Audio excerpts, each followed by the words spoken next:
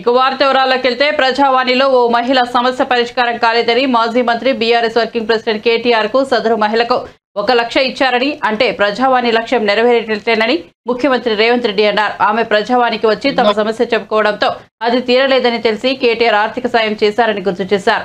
ఆమె అక్కడకు రాకుంటే సాయం అందకపోయి ఉండేదన్నారు.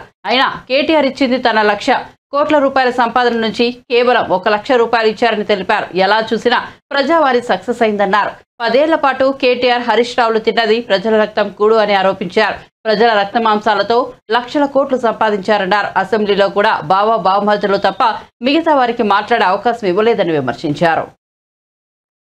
ప్రజావాణి కార్యక్రమానికి కాడబిడ్డ వచ్చింది, అక్కడ దరఖాస్తు ఇచ్చింది, వీళ్ళు పరిష్కరించలేదు, నేను పరిష్కరిస్తున్నా 1 లక్ష రూపాయలు ఇస్తున్నా అని కేటీఆర్ గారు ఎక్కడో టీవీలో పేపర్లో ఎక్కడో నాకు భలే సంతోషం అనిపించింది. నీ 1 లక్ష కోట్లలో 1 లక్ష రూపాయలన్నా నీ మొడలు వంచి పేదోళ్ళకు వంచిపించిన ప్రజావాణి విజయవంతమైనట్టే కదా. ప్రజావాణి ఏంది, అక్కడికి వచ్చిన వాళ్ళ సమస్య పరిష్కరించడానికి, ఆ సమస్యను మేము పరిష్కరించినట్టే కదా. ఆమె అక్కడికి రావడం వల్ల, ఆ సమస్య తెలవడం వల్ల 1 లక్ష కోట్లు అక్రమంగా సంపాదించుకున్న దాంట్లో 1 లక్ష రూపాయలు అయితే ఒక మహిళకు పంచివ్వగలిగినాం కదా.